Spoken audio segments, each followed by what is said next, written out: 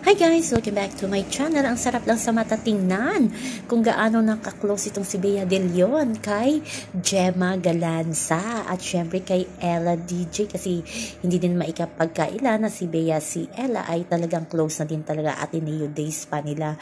Pero si Bea De Leon at si Gemma Galanza, ayan makikita nyo saksi ang video kung gaano nakalalim ang friendship nila. At si Bea De Leon parang nag-iba, lagi nang tumatawa, good vibes. Yung dala ni Bea De Leon na, ang mukha niya napakasaya na, talagang para talaga siguro sa Team Creamline. Masayang masaya itong si Ella, si Gemma at si Bea na ipanalo nila ang kanilang laro laban sa team ni Ivy Laxina. So abangan natin, dalawa pa ang pinakaabangan. Yung sister team nila na dating team ni Bea De Leon ang makakalaban nila sa next game, ang Chocomocho. So alam ko lahat ay kabado at syempre excited sa muling pagkikita ni na Bea at ang kanyang mga dating ka-teammates. So yun naman po guys ang ating update. Hanggang sa muli. Bye-bye.